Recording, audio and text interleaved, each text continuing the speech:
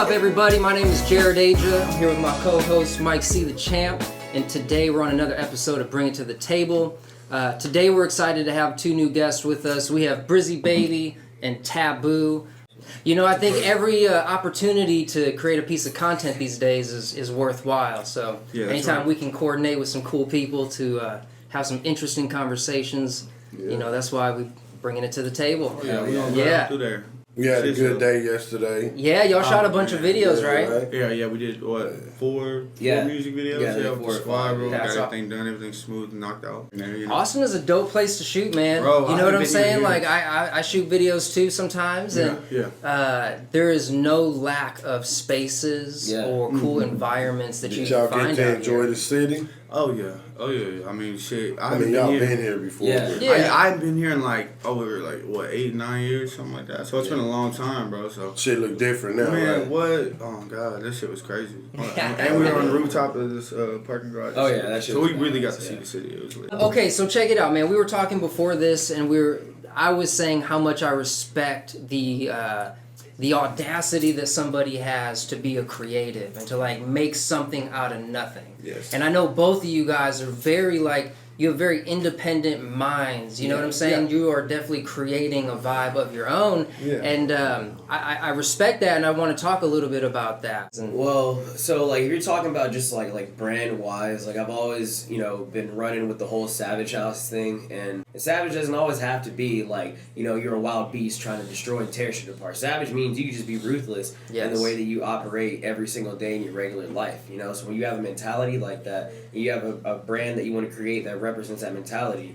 then other people that are like-minded individuals are going to run with that shit because you're representing something that people think about every day. Dude, I was reading this book called Becoming a Barbarian, and they were talking about people, you at some point have to decide that it is okay to draw a line in the sand and say, you know what? The weak are going to die, the strong are going to survive. Yeah. I'm smart enough to know that, and I'm going to do what I need to do. You can't be afraid to be ruthless. Absolutely, because life is ruthless, man. Yeah. The industry is ruthless. All that stuff. But is life really that ruthless? Absolutely. In nature, natural selection, man. Yeah. Only the strong survive. And competition is a part of healthy economies or healthy ecosystems. Yeah. Competition. It's truly who you surround yourself around is what you'll become, literally. Yes. I believe that. You can't have one guy or two guys drag you down out of the mud because of their problems or their situations or things like that. But you have to be man enough to come to an agreement and say, okay, I got to cut this guy off for real. That's the cutoff game is strong. You know what I'm saying? But protecting that energy. I personally, I don't cut people off, man. I let them cut themselves off. That's because at the end of the day, you know what I'm saying? It's not about cutting people off. It's all about how you fuck with people. That's right. You don't have to fuck with everybody every day. You know what I'm saying? Yeah. And when you do fuck with them, you gotta know how to fuck with them. Yeah. For instance, when I call and talk to you and I want something creative, Jared, what we gonna do? Sure. I can't call other people and get the same that creative thing from them because I know that's not what they do. Yeah. And I think that's the problem with people, man. We expect ourselves from other people. You feel me? 100%. We sit and we think we're well, I did it, so you should do it. But no, that's not how it works. Yeah. That's why I say life doesn't have to be ruthless if you know yourself. Yeah. You feel me? Definitely. If you sit back and realize who you are, you can accept others around you because you know who they are. Yeah. You feel me? Yeah. So let me ask you this. So for a person like me, I completely understand that mindset 100% because I always used to operate that way. But what if you're one of those people that you just don't give a shit? It's you already know life can be fucked up, people die, you lose friends, people get locked life up and is shit savage. like that. So it's you can't waste time. I'm 27 and it's every single year the clock is ticking on everything that I'm trying to accomplish before a certain time in my life. Sure. And if I know that, even if I don't care if we've been friends for 10, 12, 15 years, if I can evolve my life and you refuse to, and I've even tried to give you a hand and you're still in the same spot, it's bro, you got to get it together. Yeah, that's not your job though, bro. We talked about this the other day. Yeah, that's not your job for somebody else to evolve. Yeah. Just because you evolve, no. You know what I'm saying? I cut him off. It's like, dude, I'm sorry. Like, me associating with you, even after you've already proven me that you don't want that mentality membership to get in that same club that we're all trying to get to, you know, it's like, then I can't even have you in my circle, because those type of people, they can't sit in a room with people like us that have mindsets that are thinking so big that they won't even understand the conversations. They won't even be able to add any value to you. If you're the only successful person in the room, everybody else is gonna envy you. You know what I'm saying? So you gotta surround yourself around successful people that make you want to become even better than you are. You feel me? So what does that take? That takes a level of awareness. You know, like having a sense of awareness. That's how we. That's how I think a lot of people thrive, whether it's in business or building brands and music or making videos. Like, if you can understand what people, how things work, then you know how to, like, play the game. I'm big on these books like 48 Laws of Power, Becoming a Barbarian, all these other ones. Art of War. Art of War, you know, like the basic. I feel like the universal knowledge that is available to all of us is, like, so within reach. There's no excuse for, like, to deal with people that refuse to just, like, educate themselves. And that's why, like, with this other podcast I have, The Grit Life, you know, it's aspiring for greatness and not giving up in the process. That shit right there is something. You have to be... I know we all do that at this table. And at the same time, when you read those books, everybody interprets them different. You know what I'm saying? So what you get out of something, somebody else might not get that same thing. They don't get the same. You know what I'm saying? So when it's up to us, you know, like-minded people to sit and conversate and challenge each other. Share knowledge. You know what I'm saying? And share knowledge. That way we can all become powerful. You feel me? Because not all of us started off as just, like, successful. Nobody starts off that way. I mean, like, that's the one thing, like, I was telling Mike, nobody is neglect. Nobody cannot get it. Life is going to get you in some way. And there's this other concept. So it's like men are born inherently with no value. Everything a man has, he has to, like, work for and establish for himself. 100%. I think that the fundamental belief that nobody is neglect from pain and building and all these solid things that everyone goes through, even though they like to pretend like they don't go through it, everyone goes through it. And so I know at some level the people that can acknowledge that, be like, I know what the game is, I'm playing the game, knowledge is power, and I'm working towards getting more of it. That's the type of people I want to surround myself with. Part of doing this podcast with me and Mike is we have these conversations. We were like, dude, we need to have this conversation with more people because I know other people are having it. Like that, No, I know that, right? But here we are in our cocoon and we're like, we're talking that talk, and we know there's other people, but this is a chance. You motherfuckers watching, y'all are getting some knowledge right now. No, but it's... And then there's people that don't think like that, and that's okay. And it's not your responsibility. It's not your responsibility to change their mind. The best way or the best thing to do is try to learn why they think like that. You know what I'm saying? So you'll have more knowledge. You feel me? Just like what you were saying earlier about, like, the whole, like you're playing the game. I mean, shit, dude, like, I am, like, a gamer. Like, I'm on some nerd shit. I be on some PC shit. I play a lot of MMOs. So, in my head, I think of life like that. You start off as a character in your journey, and you need to build your character. You're going to build your stats. Your arsenal. Put your points in every single stat you want to be good at. Like, today, right now, let's say I don't know shit about, like, accounting or doing shit with, like, numbers. I could go, and if I have the money, or there's even, free knowledge is everywhere with YouTube and everything now. You could teach yourself a skill. It might not be instant. It might not be a week. Might not be 2 months. But 3-4 months, maybe a year from now, boom, you've already learned a new skill. And that mindset is what takes people from, oh, man, I can't do this shit, to people that are like, oh, okay, it might take me a bit, but I'm going to try and see if I can learn this to do something like that, you know, for my future. You know, never know how beneficial knowledge is for the person that hasn't had it yet. I heard this saying, it's the cost of entry is participation. Don't stand at the All door you got to do is fucking try, man. I respect anybody that's trying. So anyways, I don't know, that's a little rant. Like, to me, it's that conversation is fundamental to why we're even doing this whole podcast. Right? Because everybody puts in their part, but I know everybody's been from the mud, you know, because for you to be as good as what you do, as well as him, and everybody else in the room, I know that you've had to be doing it for a little minute. Oh yeah, that's right. Like, I've never done this before, guys. So I know that just all happened. So much shit happens. I can't tell you how many studios that I've ran through and or lost or stolen or so much bullshit and it always found its way back to me. Yeah. Music, I didn't have music. Music put itself on me, bro. And if it really wasn't for my mother would, bro, she wouldn't let me quit. Yeah. It wasn't come home from school and go do. Oh, you need to go to homework. No, you need to go work on a song. I want a song done by the end of the night. Yeah. Type shit. That's support. Yeah. That is accountability. Yeah, that's support right there. She put me all through every night, you know. So that's where I just came back. So let's talk about something like that. Okay, what were some struggles that you had as an up and coming artist? Like, there's this concept of mastery, right? 10,000 hours. Yeah. What was some of the struggles at like 100 hours to 1,000 hours of building your brand as an artist / creator?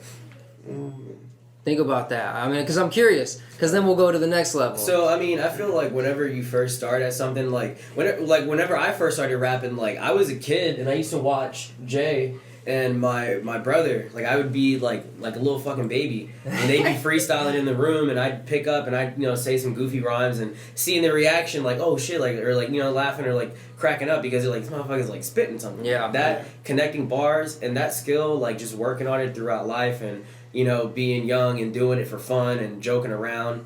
It was never really something I was like, okay, it's going to be a serious thing I'm going to be doing in the future. But once I turned like 16, 17, 18, 19, it started becoming something I like doing for fun, and it started becoming like a burning like fire inside of me. And it's like, this is something that is higher than regular life, that it's a skill, it's a talent that you love so much that you can't stop thinking about doing it. Yeah. So even though you do have that mindset, you got to remember, like Mike C said, not everybody else in the world thinks like you are going to get the same message that you see. Yeah. So I learned that the hard way whenever I first started doing like my first rap battles. Okay. Like going in thinking like, okay, I'm good and what I think is good, and then I go out and I spit, and then you get booed off the stage. The market gives you a harsh reality. Yeah, you take your L's, and then that's right there, that moment that makes or breaks that person. That's going to be like, okay, is this a moment where you're going to come back from this shit and you're going to go make yourself better? Or are you going to be like, yeah, man, I quit rapping because I got booed one time? That's right. Yeah. You come back my feelings got hurt. I'm going to quit. You come back harder and you stick with it. Like, over the years, like, people, honestly, you win people over because they'll be like, man, he used to suck. And they're like, this motherfucker keeps coming back. He's coming back.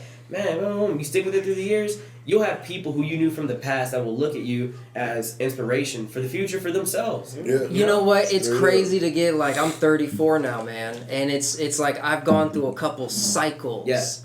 Of people or rounds of people in the city of waves. Yeah. And it's like, it's interesting to meet new people today and they'd be like, hey man, I've been following you for like 6-7 years. People keep up with your journey. I've seen your videos and you got some dope shit. Yeah. I'd be like, well damn, thank you. I've been following you. That's it's like okay, so that means it all wasn't for nothing. Trying and building was for fucking something. I tell people and I'm reaping the rewards of it now. Yeah. I tell people constantly, I'm like, those little shit like this, bro, makes me do it more. Simple as motivates. And people that ever got that, they don't know. Yeah. Because it's like when you get recognized, it's like, yeah, that was fucking cool. I'll do some more of that. Like, I don't mind. More than a handful of pretty close relationships with people that I've never met face to face. Yeah. But that have just messaged me like, I'll fuck with your music, bro, or this, and this, and constantly going out of their way to do whatever, so.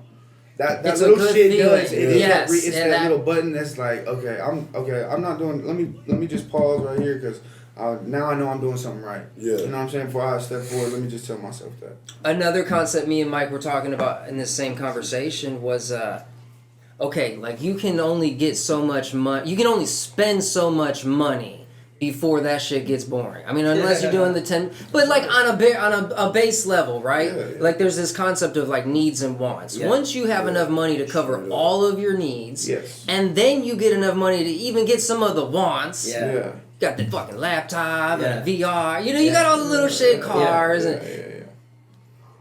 at a certain point, then what? And then it comes to like the question of like purpose or impact. Yeah. Like what the things that I'm creating. And on the very first episode of this podcast, we had this conversation of the responsibility of the artist for the messages that they are putting out. Yeah. And they were talking about some of these songs are like take 32 Xanax and 2 bottles to the head. Comes full circle. Like what? Fuck, I will die. You know what I'm saying? Like what the hell? Yeah. But it's trendy and people like and it can go in many directions. But the world don't know that artist did not take 32 Xanax. Yeah, like you know what I'm saying? They were like, he did it. Yeah, he's still alive. Yeah. So I'm gonna take 32. Yeah. Fuck it, turn up. But people be. Dude, that shows you how it is. Yeah. No turn up. Yeah. Or the concept. And you know what's sad is that those artists that are probably doing that, these artists that are probably doing that are probably really going through some shit. You know what I'm saying? That's the reality. They're still a person, and for them to over really do it like that, sometimes you don't. You know. No, what we saying is. The person listening. The person listening is going to take 32 Xanax. Because they think the artist took 32 Xanax at one time. The sheep mentality. Yeah, that's real.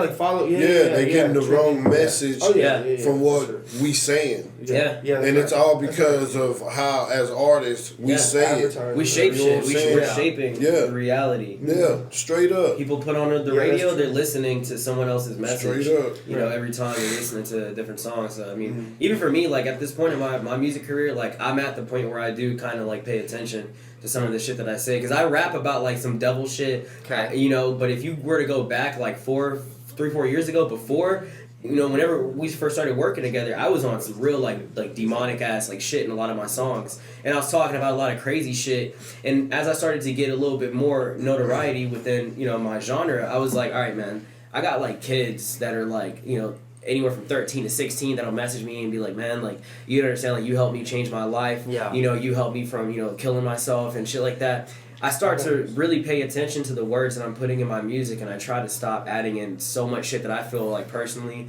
I either don't represent or it's gonna put out like negative energy. Yeah, I want people to always feel good. You're just finding yourself as an artist. Yeah, I want people to feel good whether they listen to a sad song, whether they listen to like some club shit, or they listen to like some hardcore like trap metal shit. I want people to take the message out that like even if I'm not remotely saying it in the song, I want you to feel motivation and like hunger to go after shit whenever I'm writing my songs. Well, with that being said, do you listen to those type of artists? Kind of. Are you influenced by those type of artists? Honestly, so like NF is one of my favorite artists. Also, he's a Christian rapper, but if you listen, you wouldn't think it. Yeah. And he's working people like Tech Nine. Tech Nine's one of my favorite influences. Twista. A lot of like old school like West Coast. Snoop Dogg, Dr. Dre, Eminem, like that whole Aftermath camp and all that. I listen to so much different types of music, and I personally would just not be the person that's going to be making the music where it's like, you ever hear about the rappers that get killed or they get shot or whatever in their home city, and then you go and look and listen to the music they're making. So it's all that shooting, killing shit into the music.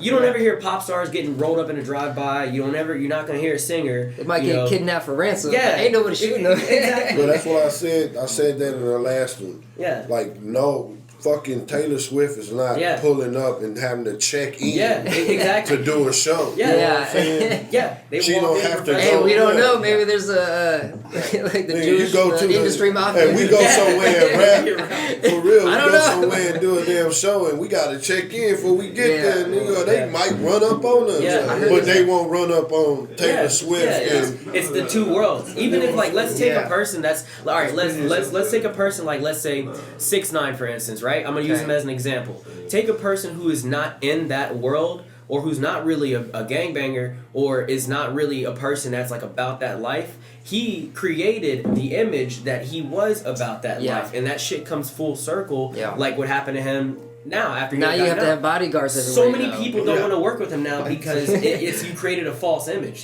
Something that doesn't even really exist. You put yourself into a world where now people who really live in it think that you are about that life, and then you get called out for it, and you're not really about it. And then people are like, damn, like we knew it from the beginning. But like the music industry, I feel like people forget exactly what it is. Yeah. All that shit is entertainment.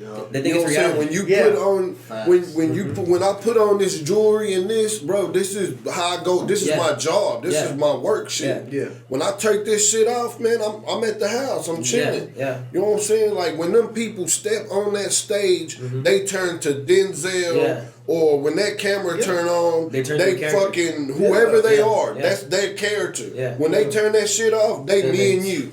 You know what I'm saying? They the same. They the same person. Yeah. They have the same struggles, whether they got money or not. Yeah. They have the same mental problems as everybody else. Yeah. You know what I'm saying? These people, like that Robin Williams shit, really fucked me up. Yeah. The happiest person in the world hung yourself, bro. Yeah. Like that's you to hang yourself. You have to really like hate yourself to do that shit. But that's why. Sorry, but this is a mental game. Yeah. You know, I don't care what industry you're in, man. This is a mental game. Yeah. And there's like, okay, in the preface of the book 48 Laws of Power, he talks about this concept where just because you don't try to harness power or you try to like not play in the power game doesn't mean you're out of the game. It just means you're more vulnerable. Yeah. And so like we all have the responsibility of like taking control of our destiny. Like you were saying, you know, if people have the ability to speak and build energy and culture of things, what are you building and what are you putting on? I feel like what you're talking about is like with the image thing. That's why I think image is so important. I think like how you present yourself to people is also important. Yeah. Because like let's say, like I always say, like you don't know who someone is, so you need to make sure you treat everybody with like equal respect, because you never know if that random person that you just talked to, you guys just had a conversation, probably didn't even have nothing to do with music, goes back inside, you know, y'all are at a party or something, you go inside, you go about your business, and they're like, hey man, come here, I want you to meet boom, boom, boom, boom. And I'm like, well, wait, what do you do? And they're like, oh man, I'm into, you know, I do film production. Yeah. Or I do like music videos, or I make music. Yeah. Boom, and then they want to introduce you to other people because they know that you know how to act in certain situations and social situations. Like you got to know how to pronounce. Man, imagine a dude that's like a hardcore ass fucking artist, right? Let's say he's maybe like a hardcore gangster ass rapper, and he's really about that life. Yeah. And he's selling units, making money. But then you need to take that same person to go to like a formal event or something like that. Yeah. Can that person, you know, operate in those social situations? Absolutely. So in other words, instead of him being himself, he has to be the actor. Can you talk He has to be a creator. You gotta talk the talk. You know, it's that image. People want to see that you do have a certain level of professionalism. Because I'm 100% sure that even like Gucci Mane, Kodak Black, or a lot of the people that are mainstream that do make that type of music, I already know because they've been in the business for so long that they already have that mentality how to operate whenever they gotta go do that. Gucci Mane's a good example, right? Yeah, I mean, he ain't got no diamond teeth no more. He looking clean and fresh. You know, he gets the game. Yeah. It's about thinking about what your future actions are gonna cause, even if it's not for you. Yeah. For your generation, you might create. You know, the energy you put out there. You might not have done it, but because you got connections to the person who created some shit. Think about like the greatest example, Big L. He got killed for something that his brother did. Really? You know, his brother was locked up. They couldn't get to his brother, so they killed Big L. You know? And that's why I always tell people, even my homies, I'm like, man, be careful of the energy you put out. Absolutely. That shit will always come back around and find you somewhere. Absolutely. You know? Just like somebody said the other night, I forgot who had said that. They said, just like when a doctor goes to work, he puts on a uniform. Oh, yeah. It's the same thing with prescription. Yeah, it is. When you see me on that, that's what you know what I'm saying? So is it acceptable, though? Like, I don't know.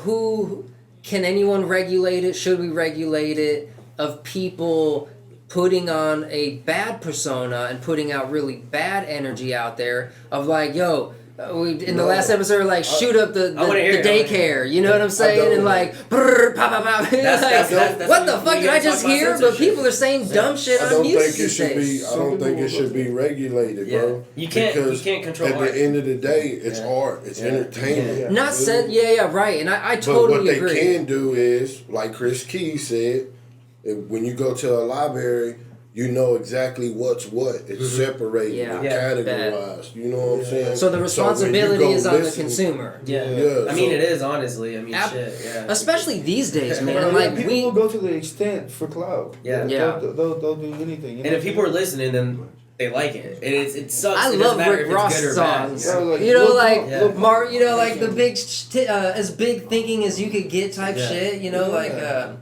yeah, I like that. I like the entertaining stuff. Yeah. I mean, I If appreciate. you take Lil Pump, bro, he blew up so quick just from Yeah. doing the craziest shit. He Yeah. was just doing crazy shit, shooting guns, Totally. popping shit, just doing. But you see how quick that fire dies out? Ooh, Yeah. like the I watch a lot TK. of Yes. what's his name? J. It's, Cole told him, he said, "You ain't gonna be here long." Yeah, That's but what that's what's like, maturity, the J. Cole though. Effect, the J. Cole effect. And I know that we're all on that level, man. Like, I'm no longer, as like an older, a person that's been alive for a little bit, I'm like no longer, I see behind the curtain. Yeah, I mean, You know, have you ain't getting experience. me. I know Oz is some little dude behind the curtain, and everything is a system that was designed by a person. Yeah. And whether it's rigged or highly influenced, it's not always geared for the best result for the consumer. The You end could look product. at a system and see, all right, does this system work? Which systems don't work? Which systems are proven to give a specific result? And whenever you do take rappers like Smoke Perp or Lil Pump,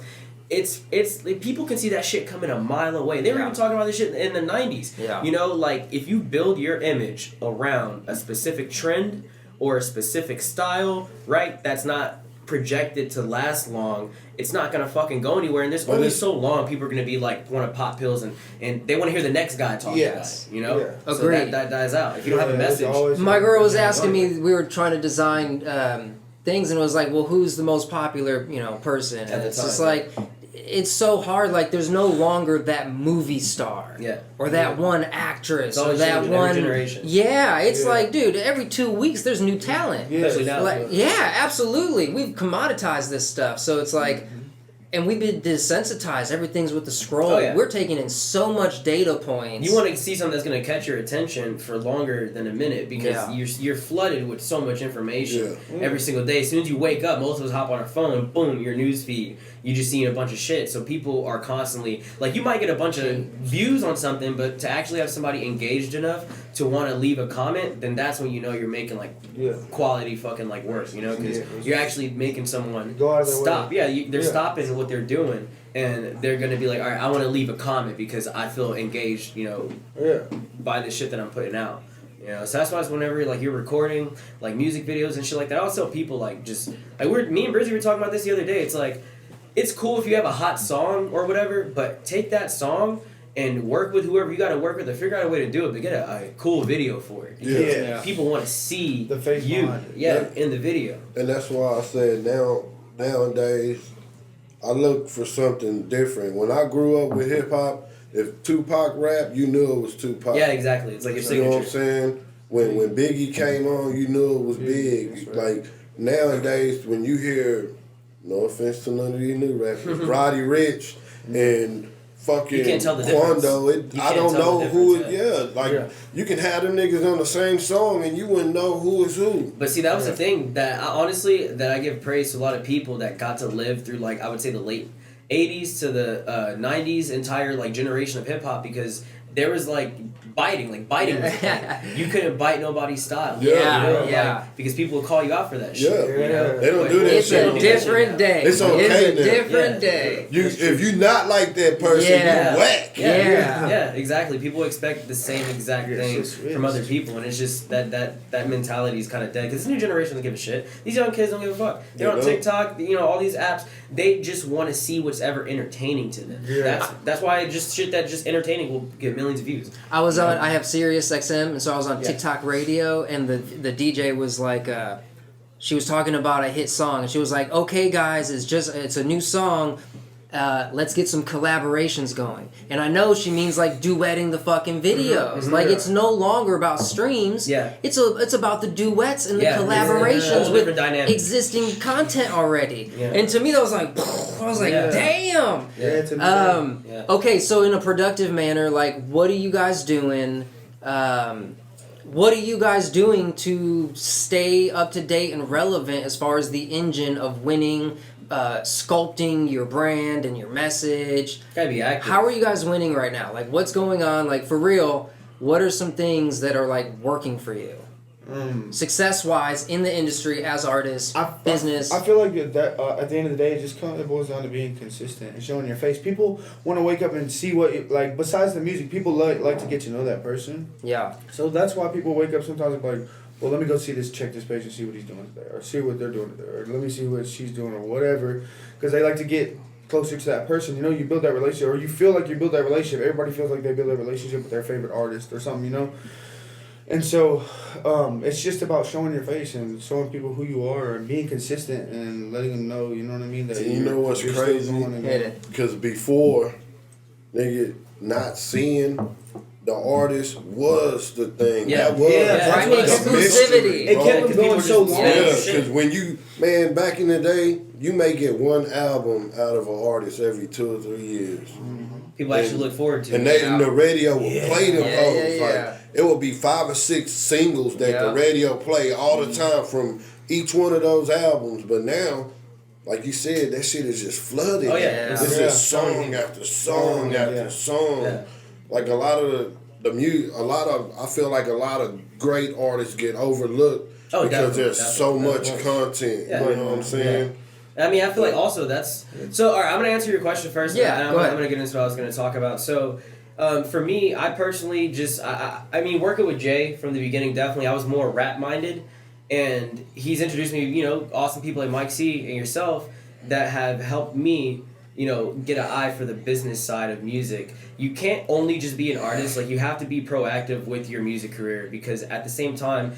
Like you said, it's a job. When you go to work, you don't slack off and start fucking up because you might lose that job. So with music, you have to look at it the same way. So you have to learn how, okay, what are the biggest streaming platforms right now? How can I get my music on there? And if your music is on there, you need to keep track of what countries are listening, what places are listening, you know, maximizing your Spotify, be on SoundCloud. If you're not on SoundCloud, why are you not on SoundCloud? If you don't have a YouTube channel, why don't you have a YouTube channel? If you're not doing music videos, figure out what you need to do it. Yes. Do that. And then stay connected to your fan base because your fan base, like, those are the people who are holding you up. You never want to shit on your fan base. Yeah. You don't want to, like, antagonize them. Yeah. I got a question now. Yeah. Since... What is something interesting that you have never told your fans that you can tell us right now? Today, to live on the Bring It to the right Table. Now. Something never told. I don't know. Something that I've never told. I don't know. Shit. I mean, the thing is for me, I'm an open book. So I talk about everything, man. I used to be a break dancer. I used to do gymnastics. Hey. You know, I used to, Tvbuu, I'm talking about the juicy juice. Yeah. I'm not ready. What's up, man? I fucked a girl in the parking lot outside the club one time. I got some freaky stories. There you go. That's what the After Hours podcast. But look, I feel like with shit like that, it's just, but that's part of it. It's showing if your fans that you're not afraid to, you know, even like crack jokes like that because they feel connected to you. You got to make them feel like you're a real person. You know, you can't shit on your fans. You got to thank them at any point in time you can get. Anytime you hit another milestone in your music career, thank your fans. Don't take that time to be like, I thank myself for everything that I did. It's cool to appreciate. I would like to thank me. It's cool to appreciate your own hard work, but also give thanks to the people that genuinely support you. Yeah. You know? Because it makes you want to keep checking connection. You do have a difference in between fans that really are like, bro, and they message you every once in a while. And then you have people that you have random, but you do like they just listen, but they're not like actual like really real fans. Yeah. So Tvbuu's an open book. What about you? Yeah. What How about open you? Is your book? You're on the griller, Brizzy. I don't know. Welcome to the hot plate. Mike C's hot plate. We got a new segment on here right now. The hot plate. So something that my fans don't know about me right now. Something interesting too. Do you chew gum naked in the shower or something? You know, something crazy, fam. You know. I never knew that about him. You know. No. He's got one in his head that he's like, I'm not sure. Yeah. No, like I really don't. Did you talk about space or something? Did you have an interesting topic? You want to be an astronaut? Yeah, we should. No. What was your dream job? Dream job that you wanted to do before you started rapping. I wanted to wanted to go to college for audio engineering. I wanted. Nice. Okay. That's what I wanted. Nice, that was the nice. plan. That was the original plan. Yeah. But I hated school, so that's actually I feel that 100%. Dude. I went to Media Tech Institute way back in like 2005. Nice. Really? Yeah. I've always wondered. You know, I've always wondered. Yeah. Was that the one that you had Arlen with Studios? all the screens and shit like that? Like No, that was in my garage. Man, see, that's what I'm saying. Hey, look, I don't know. This motherfucker's cold. Hey, that was green screen. You need a video? Hit my guy. Hey, my guy. Hey, you know, I know a guy that can do something. That can do some shit, man. Hey. Like, if you ready to take that shit. Yeah. That's the thing is also that right there too. You also represent, like, okay, think about it, man. You've gotten yourself so good at your skill that you can set a price for your skill level. Ooh, that's a great conversation. And that's where it's like you have artists that's like, hey man, like I know a person, but if you're ready to take it to the next level, like you got to be ready to take it to the next level. You know, it's cool. You can shoot videos on your phone and shit like that, do whatever. But there's only certain people that master a skill so well that they can take your idea and actually bring it to life. Manifest it. You know? Okay, check this out, man. How is value established? One, it takes scarcity. Oh, yeah, not a lot of it available. Yeah. And then the second part is how much does somebody want it? Mm-hmm. So that was the whole thing to me. Like when I had the awakening as a creative myself, trying to build a brand as a content producer, you know, it was like, well, okay, one, I have to be really good at what I do. Yeah. I have to be a decent ass person because when I meet people, Business. I've always seen people like act a fucking fool. Yeah. And then people just not want to work with you, even if you're really good at what you do. Exactly, because you don't want to deal with that experience. Yeah. So it was like there was all these like wake up call moments that I had as an individual, and I think that speaks to like the level of maturity a person has to go through on a personal level before you can achieve any level of success. Let me ask you this: do you get a kick out of like helping people bring their ideas to life, and then so I know how it feels as an artist whenever I drop a hot song or a hot video and I'm watching myself and I'm like, hell yeah, that's just badass. Yeah. But how does it feel for you whenever you help create someone else's thoughts and they're on the screen and you're watching it? Like, I'll tell you this, is like the older I get, the more I realize that doing that is where I get the most fulfillment. Mm-hmm. Right? Because it's like a man has to find fulfillment through giving his gifts. Yeah, giving the gifts. Every day, depleting himself. Yeah. And because even like that's the way we're designed, the masculine energy, man. We're constantly refreshing and renewing and giving everything we got. And at a certain point, you have to figure out what it is you have to give. Yeah. And I realized that like the fact that I can make something out of nothing is my gift. And even like with Mike, and when we do video shoots, and he'll do something and be like, do that again. Yeah. I don't like that word. Yeah. No, turn this way. Yeah. And there's like levels to this shit because my higher level of standard is my, it's also my gift, right? I'm going to hold you more accountable to a higher level than any fucking buddy around you. Yeah. And together, we're going to succeed. Yeah. Because I know that winning is a formula. Let me drop the mic. Boom! Yo, but seriously, man, I love it because you also do what a lot of, like, okay, so as an artist that has worked with a lot of different, like, videographers and people that do that kind of creative work, I can say that one thing I love, man, that just about what you said is that you're not afraid to take direction and take control. Because sometimes as an artist, it's like, hey, I have this idea. Yeah. I just want you to do it. Whatever you think would look cool, whatever you think would look right, I'm ready to go with it. And some, videographers are just like, well, fuck, like, what do you want to do? Like, what's your right? I'm like, dude, like, I want you to take this blueprint in my head and just tell me what to do to get it on the screen. You know what I'm saying? Because if we tell them, hey, we want this, and then we don't get that, then that's very disappointing. Yeah, it is. Yeah, it is. I don't care there is a certain what that bitch trust looks like. You know what I'm saying? If you've ever used Fiverr, you know that feeling. Yeah, exactly. It's like, you it's pay like for something, you not get it, you're because like, everybody has that vision in their head of what they want the video to look like, exactly the perfect video. You know what I mean? Yeah. And certain times people just want certain things. And more now, so that everybody's shooting video. Your shit has to be like yours, fucking creative. Not just everybody standing in front of the camera rapping. Like you said. You want it has to in the background, you want people dancing. I want a bitch in the tub with a wrist cut, bleeding or something. Exactly. You know what I'm saying? Something hard. I just pictured that motherfucker. You know what I'm saying? We'll have a casting call after this. I'll show up at the Bring to the Table podcast studio. Man on the camera. I mean, it's just nowadays to stand out, you got to do something different. Yeah, and I feel like that also creates like a toxic mindset in some artists, because I'm telling you, I've met people that had talent or people that were actually like really good, but they were only focused on asking me instead of like, how do I get my numbers up doing this, or how do I get my numbers up doing that, or what did you do that worked for you? Instead of that mindset, you know what the only thing they're thinking about is, what can I do to get more clout? What can I do to get more people to pay attention to me? And it's like, yeah, you can get more people to pay attention to you, but the thing is, it's like, if they're paying attention to you, what are you doing to hold that attention? Like, are you gonna keep giving? That's what I'm saying, man. You can have a person that gets all right. We can have you film it. You know, we can have the craziest song, whatever. Boom, the song drops, right? And then it gets 500 views. Whose fault is that? If you don't, all right, now let's say it doesn't get 500 views, it gets 5 million. Now everybody's paying attention to you, but you're not consistently dropping music after that, and you're not engaging with shit, and you're only doing shit for clout and for attention. That fucking ray of light that's around you, it's gonna start to fade. People start losing interest. They stop caring. It's like, know what that is, though, bro? What is it?